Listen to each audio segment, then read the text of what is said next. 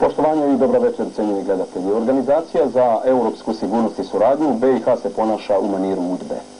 Svjedocima ste najnovih dana kako se neutemeljeno i neprincipijelno kvalificiraju, napadaju, prozivaju i kažnjavaju, i to u paketu, Hrvatska demokratska zajednica Mostar i Hrvatska televizija Mostar.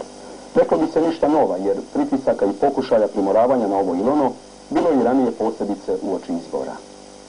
Ipak, ovaj puta novost je u tomu što Organizacija za europsku sigurnost i suradnju, odnosno njezino izborno prizivno potpovjerenstvo, to čini na dva fronta, stavljajući pod istu oznaku kriv jednu političku hrvatsku stranku i jedan profesionalni hrvatski medij. Cilj je jasan, uoči izbora omalovažiti, obeshrabriti i destabilizirati stranku koja je pobjedničkog mentaliteta istih takvih sposobnosti, ali i novinare i medijsku kuću koji se ne daju kalupiti, jugoslavizirati i na koncu prodavati.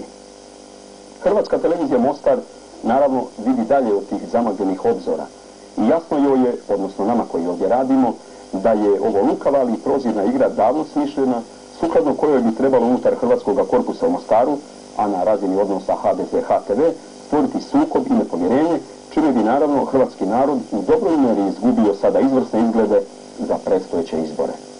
Tko drugačije misli, njegovo je pravo, ali nagađanjima i napuhanom optužujućom argumentacijom, izdignutom na pijedestal jedine istine, dodatno pojačane sredstvima pritiska, Organizacija za europsku sigurnost i suradnju pomiješala je istinu i neistinu, pravdu i krivdu i poprilično ušla u takozvano farsično stanje djelovanja. No, to je već njezina stvar. Danas je u Mostaru izvanredno zasjedao gradski odbor HDZ-a Mostar, te s te sjednice koje je predsjedao Mile Puljić, predsjednik uputio pismo voditelju BiH misije OESS-a Robertu Froviku.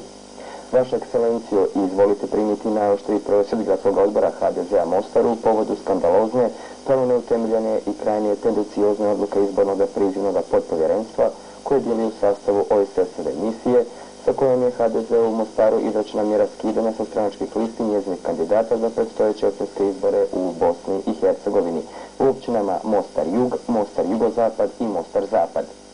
Izborno prizivno potpovjerenstvo našlo je za shodno da jedan od njih kvalificiran, navodno hučkaški nastup i jedan urednički komentar emitiran na neovisnome mediju, televizijskoj postaji HTV Mostar, dovede u svezu sa HDZ-om Mostar, bez objektivnih materijalnih dokaza i temeljem proizvoljnih i pravno neodrživih insinuiranja.